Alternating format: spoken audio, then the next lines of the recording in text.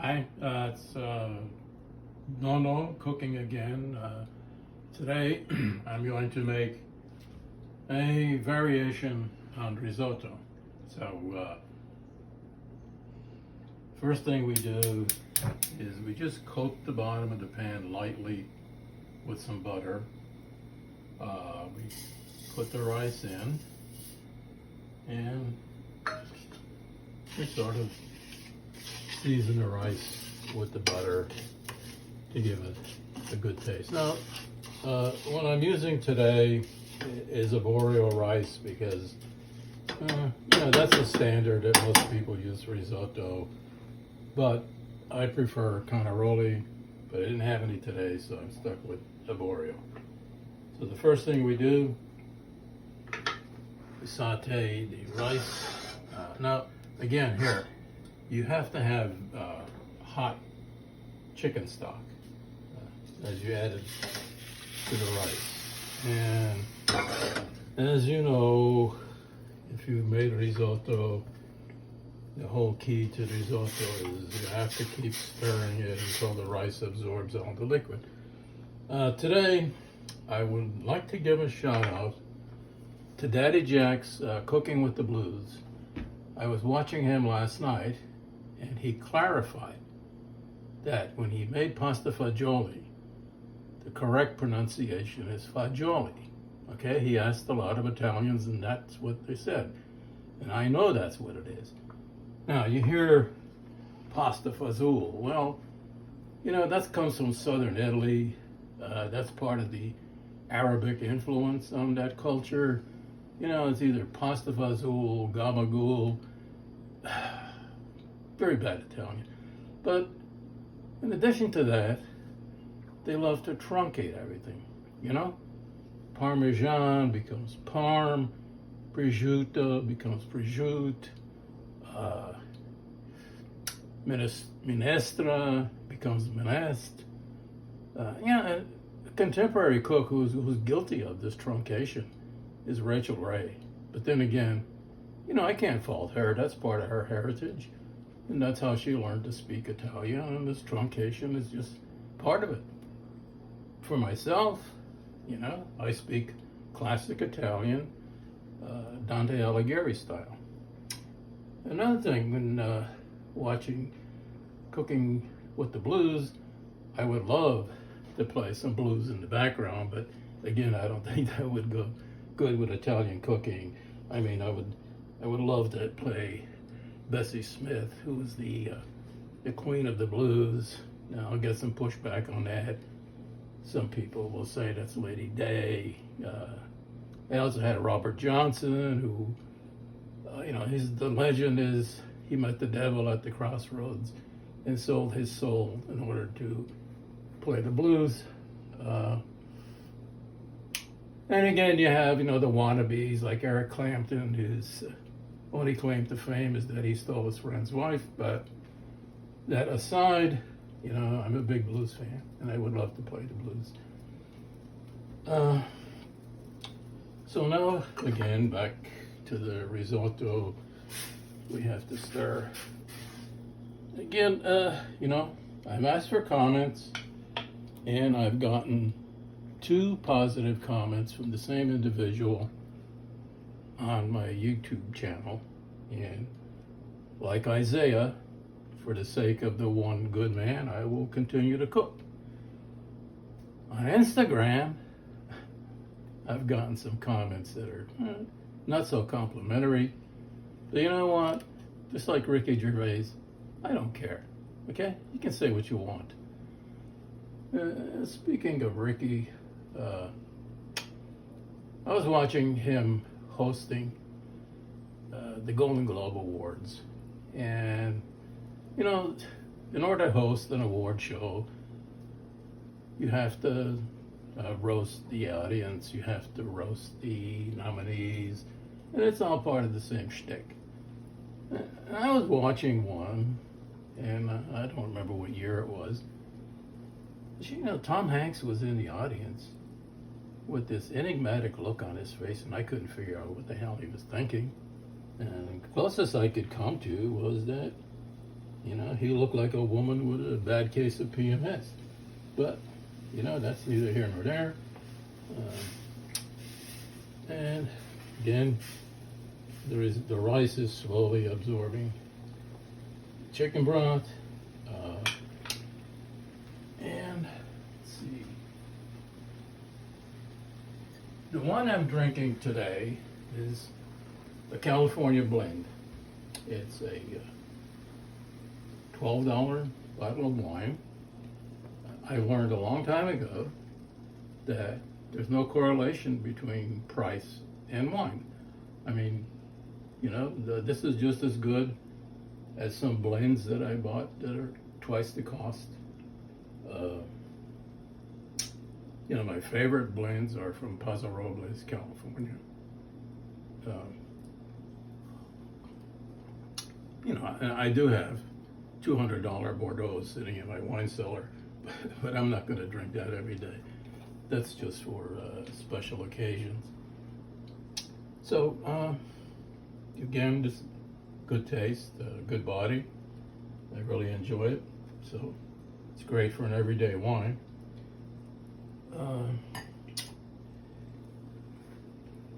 Cooking with risotto, you'd think that I would be drinking a white wine. There's some good whites. I mean, you know, the German wines, they're the existence term in terms of white wines. You could get a good Sancerre from Rhone, but my all-time favorite white wine is Sauvignon Blanc from New Zealand. I mean, that is my all-time favorite. And if you really want a good wine, a good white wine, I would highly recommend that. You know, also, you know, don't be a snob about drinking wine. See, I'm drinking this red wine. I'm enjoying it. I'm not telling you some nonsense, you know, like there's leather or currants or blackberry. That's bullshit. Okay? Just taste it. Drink what you like and enjoy. Okay?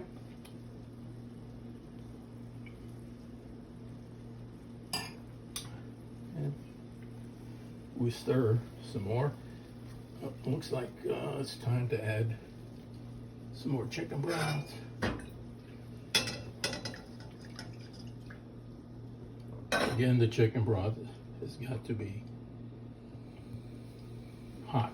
You don't want to add cold broth and sit here and wait for it to heat up and start absorbing the broth. So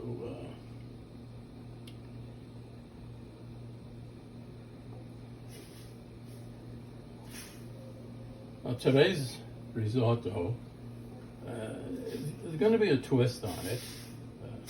You'll find out at the end. What I have is I sauteed some porcini and shiitake. Well, they're dried, and I had to reconstitute them.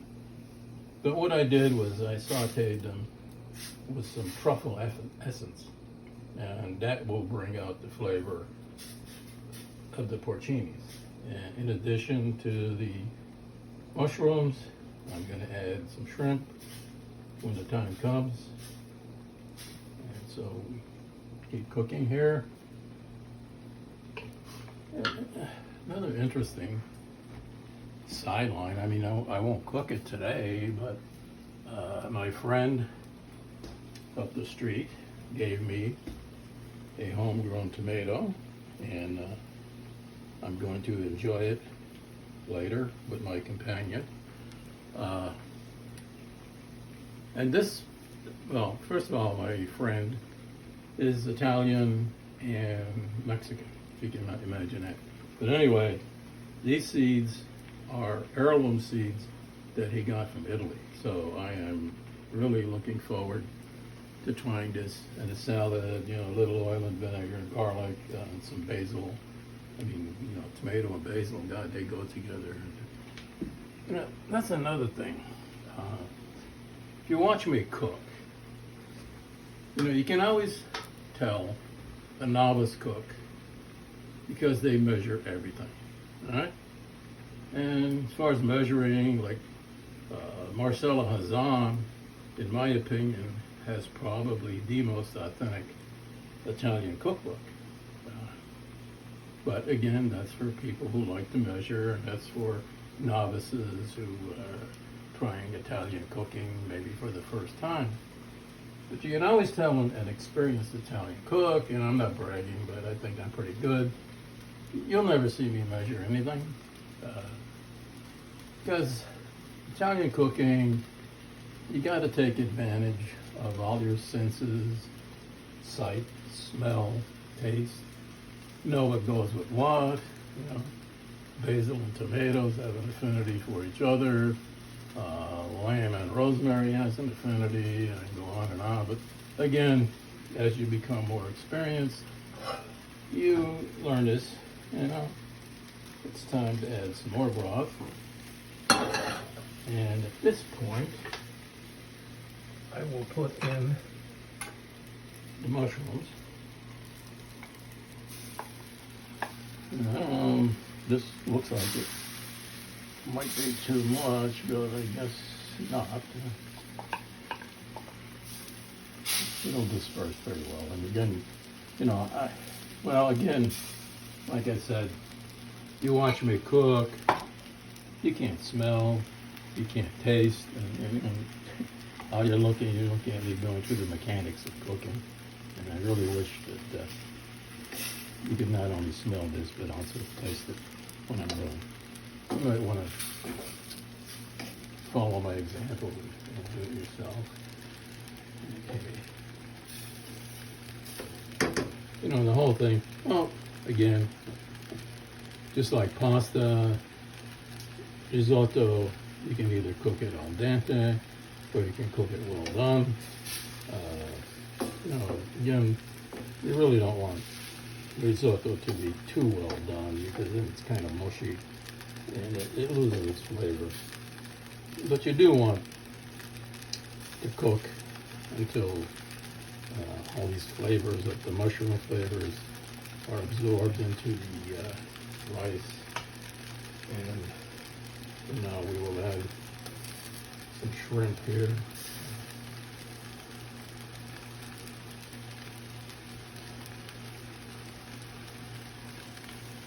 Well, at a time. Yeah, this is really going to be a good risotto. Let me tell you that. So cook until the shrimp are done. It looks like we might need a little more broth here.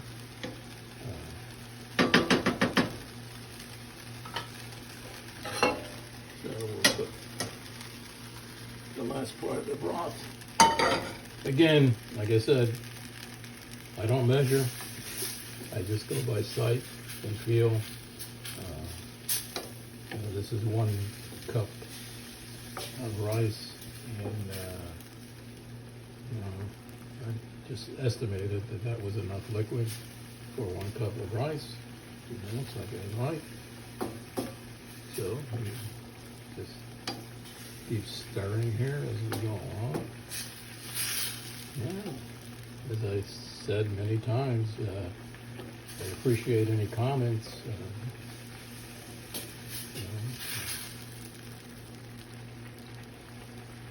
I guess this is my 6th video. So it looks like we're coming towards the end. And to top it off, I'm going to, again, Parmigiano Reggiano, the king of cheeses. I could have used a Pecorino Romano, but in this case, I will go with the Parmesan.